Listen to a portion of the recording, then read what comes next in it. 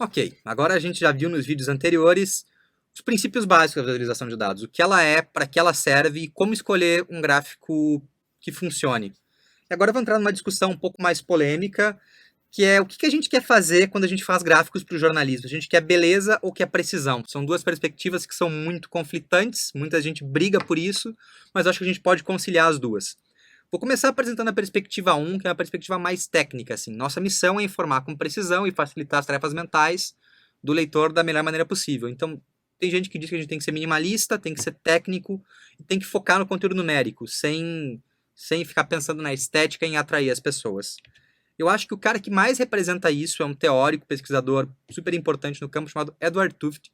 Ele escreveu um livro chamado Visual Display of Quantitative Information, que assim, ele não sei se tem em português, é um livro um pouco caro, um pouco difícil de achar, mas que é muito bom caso você queira se aprofundar na teoria da visualização. E ele tem um mote assim que eu acho muito interessante, que é Data Ink Ratio, a relação entre dados e tinta. E o que ele fala? Quanto menos tinta você gastar para criar um gráfico, se tiver menos detalhes, menos pontos, menos ilustrações, mais preciso ele vai ser. E esse é um exemplo, um GIF legal que mostra como isso funciona. Perceba que ele começa super poluído, esse gráfico de barras, e a gente vai cortando as coisas nele, cortando cor, cortando fundo, cortando anotação, cortando eixo, simplifica, destaca apenas um, e ele vai ficando cada vez mais elegante, cada vez mais fácil de ler. No final, ele parece outro produto, e assim, apesar de estar usando rigorosamente os mesmos dados, a experiência de leitura é muito melhor. Ele fica praticamente outro produto, assim. E assim, a gente acabou de ver nesse GIF que esse pensamento funciona. E por que ele funciona do ponto de vista técnico? Primeiro, porque a gente tem uma capacidade de atenção limitada. A gente não consegue capturar tudo que está na nossa frente, processar no cérebro, senão a gente piraria, nosso cérebro fritaria e tudo seria horrível.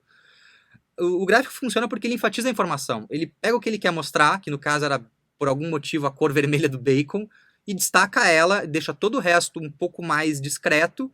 Então a gente consegue, como leitor, se concentrar nas coisas que realmente importam.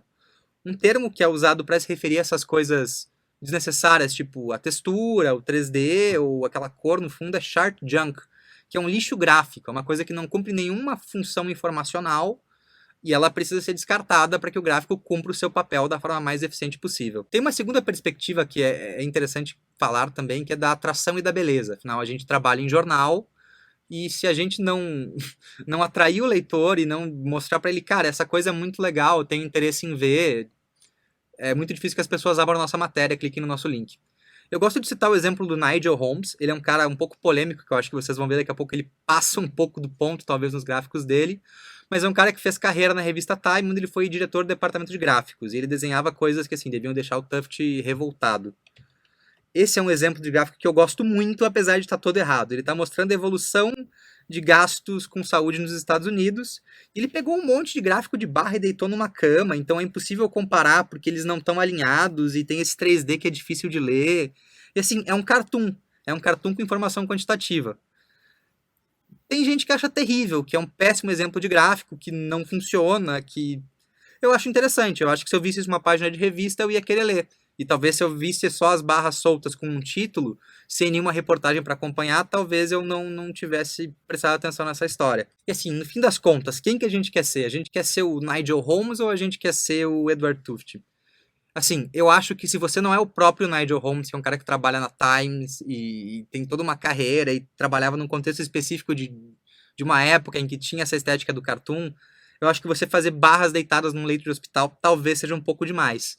Mas como jornalista, o ponto que eu quero chegar é que você tem que ter essa preocupação de aliar tanto a precisão de não perder a densidade informativa e não fazer o teu gráfico não comunicar nada, como a preocupação de fazer uma coisa que seja atraente para as pessoas, que elas tenham interesse em buscar, ler e saber mais. Então acho que a grande questão é como ficar no meio dessas duas correntes, assim.